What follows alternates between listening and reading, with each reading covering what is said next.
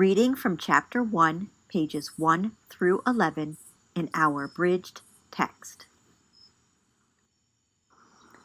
Looking ahead. After reading this chapter, you should be able to describe the dimensions of wellness, identify the major health problems in the United States today and discuss their causes, describe the behaviors that are part of a wellness lifestyle, explain the steps in creating a behavior management plan to change a wellness-related behavior, list some of the available sources of wellness information, and explain how to think critically about them. Test your knowledge. 1. Which of the following lifestyle factors is the leading preventable cause of death for Americans? A. Excess alcohol consumption. B. Cigarette smoking. C. Obesity. The answer is B. Cigarette smoking. 2. The terms health and wellness mean the same thing. True or false? The answer is false. 3. A person's genetic makeup determines whether he or she will develop certain diseases such as breast cancer, regardless of that person's health habits. True or false? The answer is false. A college sophomore sets the following goals for herself: join new social circles and make new friends whenever possible, exercise every day, clean up trash and plant trees in blighted neighborhoods in her community. These goals may differ, but they have one thing in common. Each contributes in its own way to this student's health and well-being. Not satisfied merely to be free of illness, she wants more. She has decided to live actively and fully, not just to be healthy, but to pursue a state of overall wellness. Generations of people have viewed health simply as the absence of disease, and that view largely prevails today. The word health typically refers to the overall condition of a person's body or mind and to the presence or absence of illness or injury. Wellness is a relatively new concept that expands this idea of health to include our ability to achieve optimal health.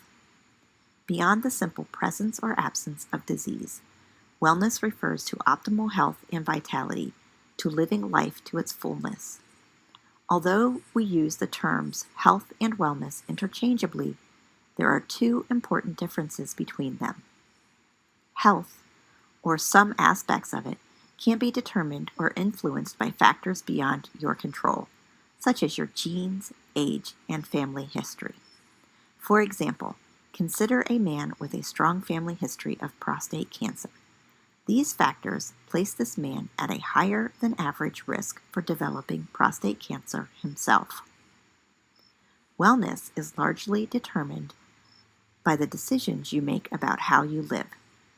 That same man can reduce his risk of cancer by eating sensibly, exercising, and having regular screening tests. Even if he develops the disease, he may still rise above its effects to live a rich, meaningful life. This means choosing not only to care for himself physically, but also to maintain a positive outlook, keep up his relationships with others, challenge himself intellectually, and nurture other aspects of his life.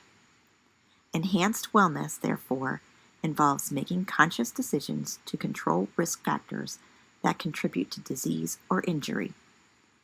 Age and family history are risk factors you cannot control. Behaviors such as choosing not to smoke, exercising, and eating a healthy diet are well within your control. The dimensions of wellness. Social scientists have defined 7 dimensions of wellness: physical, emotional, intellectual, interpersonal, spiritual, environmental, and financial. Each dimension of wellness affects the others. Further, the process of achieving wellness is constant and dynamic, involving change and growth.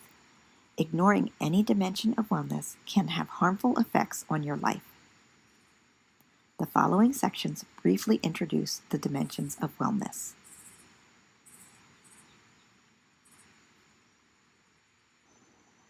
The following sections briefly introduce the dimensions of wellness. Table 1.1 lists some of the specific qualities and behaviors associated with each dimension. Lab 1.1 will help you learn what wellness means to you and where you fall on the wellness continuum.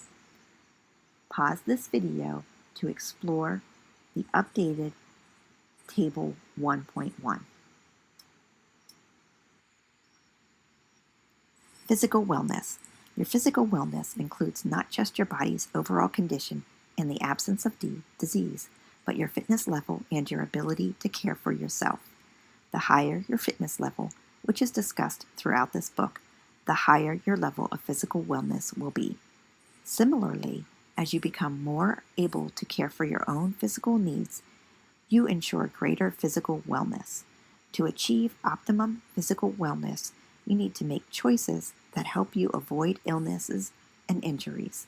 The decisions you make now and the habits you develop over your lifetime will largely determine the length and quality of your life. Emotional wellness. Your emotional wellness reflects your ability to understand and deal with your feelings.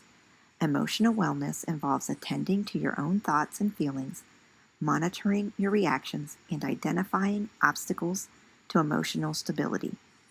Self-acceptance is your personal satisfaction with yourself, which might exclude society's expectations, whereas self-esteem relates to the way you think others perceive you. Self-confidence can be a part of both acceptance and esteem. Achieving this type of wellness means finding solutions to emotional problems with professional help if necessary. Intellectual wellness. Those who enjoy intellectual wellness constantly challenge their minds. An active mind is essential to wellness because it detects problems, finds solutions, and directs behavior. People who enjoy intellectual wellness never stop learning. They continue trying to learn new things throughout their lifetime. They seek out and relish new experiences and challenges. Interpersonal wellness. Your interpersonal or social wellness is defined by your ability to develop and maintain satisfying and supportive relationships.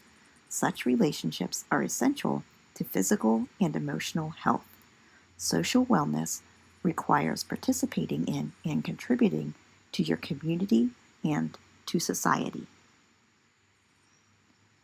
Spiritual wellness. To enjoy spiritual wellness is to possess a set of guiding beliefs, principles, or values that give meaning and purpose to your life, especially in difficult times. The spiritually well person focuses on positive aspects of life and finds spirituality to be an antidote for negative feelings such as cynicism, anger, and pessimism. Organized religions help many people develop spiritual health. Religion, however, is not the only source or form of spiritual wellness. Many people find meaning and purpose in their lives on their own through nature, art, meditation, or good works, or with their loved ones. Environmental wellness. Your environmental wellness is defined by the livability of your surroundings. Personal health depends on the health of the planet, from the safety of the food supply to the degree of violence in society. Your physical environment either supports your wellness or diminishes it. To improve your environmental wellness, you can learn about and protect yourself against hazards in your surroundings and work to make your world a cleaner and safer place.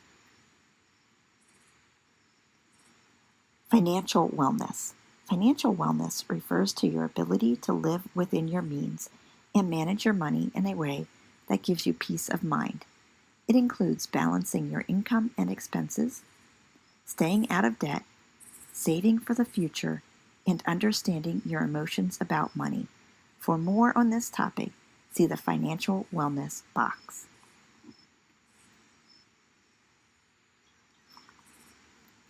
Reading from the Take Charge box, Financial Wellness.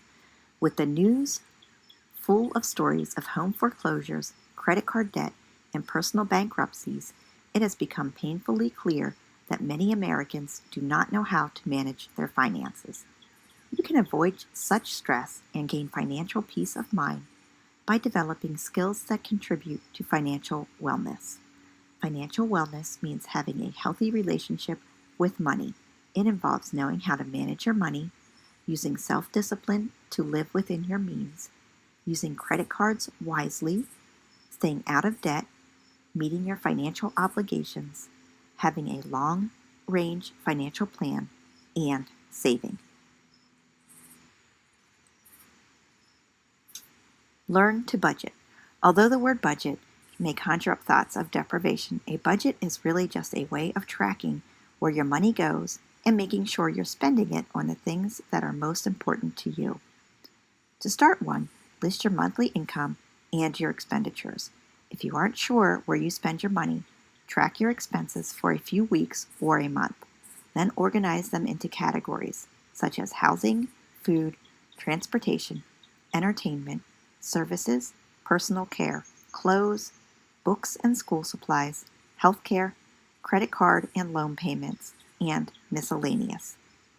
Use categories that reflect the way you actually spend your money. Knowing where your money goes is the first step in gaining control of it. Now total your income and expenditures. Are you taking in more than you spend, or vice versa? Are you surprised by your spending patterns? Use this information to set guidelines and goals for yourself. If your expenses exceed your income, identify ways to make some cuts. If you have both a cell phone and a landline, for example, consider whether you can give one up. If you spend money on movies and restaurants, consider less expensive options like having a weekly game night with friends or organizing an occasional potluck. Be wary of credit cards. College students are prime targets for credit card companies, and most undergraduates have at least one card. In fact, many college students use credit cards to live beyond their means, not just for convenience. According to a recent report, half of all students have 4 or more cards, and the average outstanding balance on credit cards is more than $3,000. The best way to avoid credit card debt is to just have one card. Use it only when necessary and pay off the entire balance every month. Make sure you understand terms like APR, annual percentage rate, the interest you're charged on your balance, credit limit, the maximum amount you can borrow at one time, minimum monthly payment, the smallest payment your creditor will accept each month, grace period, the number of days you have to pay your bill before interest or penalties are charged, and over the limit and late fees, the amount you'll be charged if your payment is late or you go over your credit card limit. Get out of debt. If you have credit card debt, stop using your credit cards and start paying them off. If you can't pay the whole balance, at least try to pay more than the minimum payment each month. It can take a very long time to pay off a loan by making only the minimum payments. For example, to pay off a credit card balance of $2,000 at 10% interest with monthly payments of $20 would take 203 months, 17 years. To see for yourself, check out an online credit card calculator like Bankrate.com. And remember, by carrying a balance and incurring finance charges, you are also paying back much more than your initial loan. Start saving. The same miracle of compound interest that locks you into years of credit card debt can work to your benefit if you start saving early. For an online compound interest calculator, visit moneychimp.com. Experts recommend paying yourself first every month. That is, putting some money into savings before you start paying your bills, depending on what your budget allows. You may want to save for a large purchase, or you may even be looking ahead to retirement. If you work for a company with a 401k retirement plan, contribute as much as you can every pay period. Become financially literate. Although modern life requires financial literacy, most Americans have not received any basic financial training. Even before the economic meltdown that began in 2008, the U.S. government had established the Financial Literacy and Education Commission to help Americans develop financial literacy and learn how to save, invest, and manage their money better. The consensus is that developing lifelong financial skills should begin in early adulthood, during the college years, if not earlier. Other aspects of wellness. Occupational wellness refers to the level of happiness and fulfillment you gain through your work. Although high salaries and prestigious titles are nice, they alone generally do not bring about occupational wellness. An occupationally well person likes his or her work, feels a connection with others in the workplace, and has opportunities to learn and be challenged. Other aspects of occupational wellness include enjoyable work, job satisfaction, and recognition from managers and colleagues. An ideal job draws on your interests and passions as well as your vocational or professional skills, and allows you to feel that you are contributing to society in your everyday work. To achieve occupational wellness, set career goals that reflect your personal values. For example, a career in sales might be a good choice for someone who values financial security, whereas a career in teaching or nursing might be a good choice for someone who values service to others. Wellness tip. Enhancing one dimension of wellness can have positive effects on others. For example, joining a meditation group can help you enhance your spiritual well-being, but it can also affect the emotional and interpersonal dimensions of wellness by enabling you to meet new people and develop new friendships.